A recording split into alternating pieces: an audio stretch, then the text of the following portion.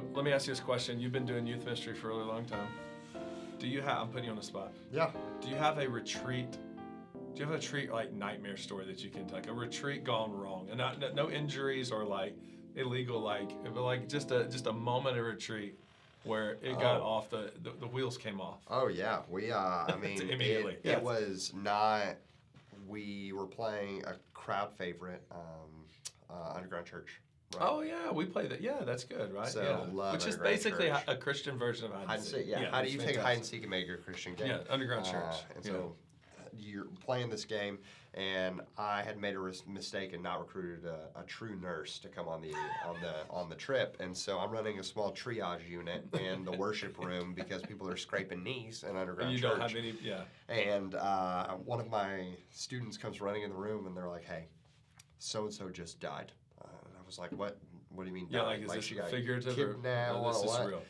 No. Apparently, when the police had arrived where the Underground Church was, she made a split decision. I can either go to jail or I can jump off of this balcony into the darkness. And so she jumped off of what she thought was like a 2-foot drop. She jumped off of a balcony. Reality is she sprained her wrist. Okay, that's all she did. But according to students, if you talk to students now, they might tell you that she's never walked again. So events are important. Events are important. Events are important. Yeah. Events get sideways, right? Our retreats retreats are such a vital part of our youth ministry. Absolutely. And we want to do everything we can in our power. Like, there's always going to be kids jumping off balconies, right? It's youth ministry, right? You can't prepare for that, especially middle schoolers. What we can prepare for is getting volunteers at those events, at those retreats, and how we do that and who we involve is pretty important here. So let's just kind of start off, you and I just riffing here together. Who we involve, who we invite to these retreats to be our small group leaders at our D-Now, our weekend retreat, our back to school retreat, whatever, right?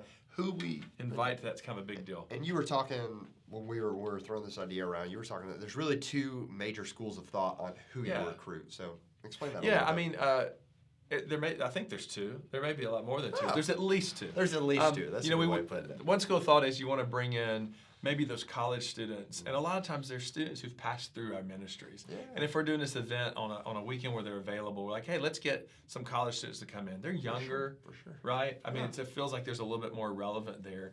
And that's one. And I mean, listen, that's a valid way to do it, right? Absolutely. Not wrong or right. There's some challenges. Yeah. One of them would be they maybe don't know your students that well. That's true. So you were even saying like, then you're going to have to spend some time building those relationships. Absolutely. That first small group that night may be a little rough because it's like, I don't know who Jared is. Yeah, that's right.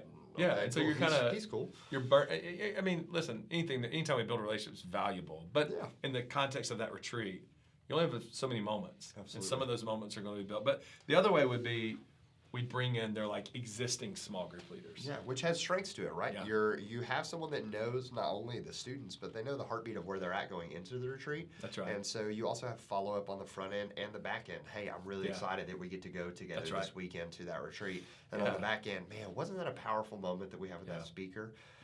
But you also run the issue of sometimes the small group leaders are a little older. So that's is it is the retreat the best thing of like you don't want to grouchy small group leader by the end. And like let's just be honest here.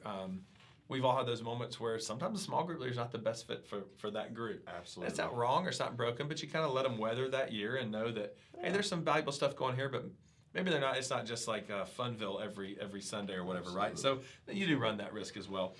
Let's talk about this. That's the who.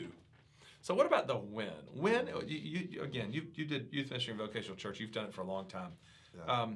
What's the ideal time to begin? Can we even answer that question? What's a good time to begin recruiting those volunteers? Man, the more that I learn about recruitment, you can never recruit too early. Yeah.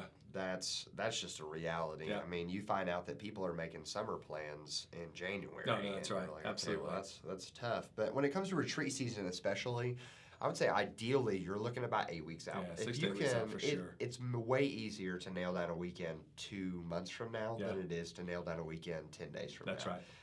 And when you're communicating and trying to recruit, and we've been there, right? I've been there for sure. Of life got busy, ministry got busy, and I couldn't make those phone calls when I wanted to. Somebody drop out, yeah. and so you're trying to fill that spot a weekend. Exactly. Or you had booming registrations. And you were like, hey, I need more than I wanted to have and thought I needed.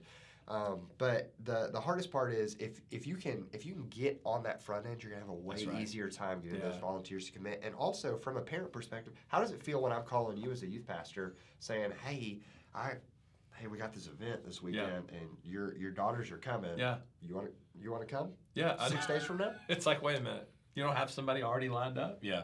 So, and you're right. It does communicate. The further we can get out ahead of it, it communicates how valuable that event is to us. Absolutely. If we say it's one of the most valuable, those events are one of the most valuable things we do in youth ministry, our action should back that up. Yeah.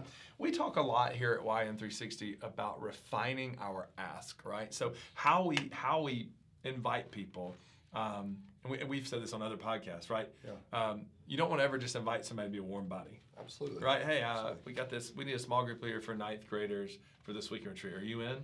Well, to me, I'm like, well, that's a pretty flat ask. Like, I'm going to be judging, like, oh, no, I really want to go do this or I want to go do this. Whereas if you invite me to be part of a movement, right? If you invite me to be part of transformation, I'm a lot more inclined to say, to like move my calendar around. And you can bring them into that movement by how you equip them, right? That's right. What you give a leader when you ask them, saying like, "Hey, I'm inviting you to this, but I also, here's what we're going to be talking about this weekend, and here's some of the questions that you can be thinking through." And when those questions can resonate with a small group leader ahead of time, it's gonna resonate with them when they ask the student. Oh yeah, right? absolutely. We talk about this in preaching. We do. If the word isn't coming through you, that's right, then it's probably not going to be as effective going out. And a lot of that's preparation. Yeah. So and again, there's another way that we communicate value to our.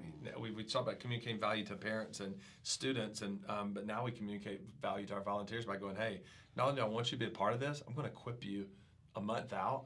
Yeah. Because I want you to be so prepared when you hit that small group. Absolutely. Small group training's interesting. Because I know for a lot of youth workers, it's a real struggle. There's a struggle in time. For sure. It's a struggle like in bandwidth, and but I think the youth pastors should do who are really crushing it at events and retreats are finding ways to train their small group leaders.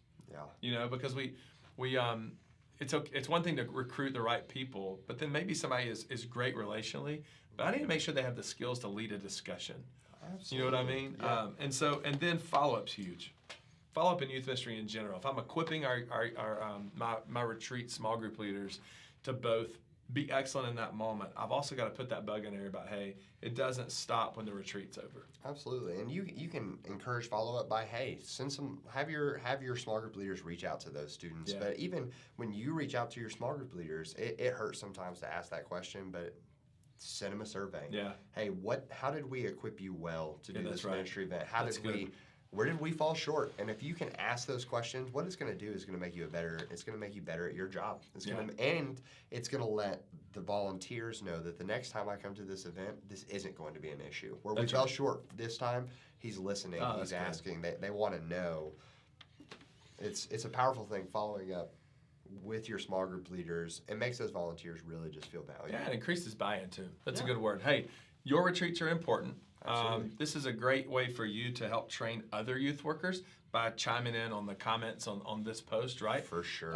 Let us hear from you. Let us know what you're thinking. What do you do to recruit? Almost said recruit volunteers. That's different. Retreat volunteers. Even drop a horror story yourself if you want to join in. Please don't make me feel alone that I'm the only one. I couldn't tell any of mine. They were all too real. So I've still got PTSD from it. Hey, we appreciate you guys. It's a pleasure to serve you. What you do matters, and we love getting to partner with you as you lead teenagers closer to Christ. So have a great day. We'll see you soon.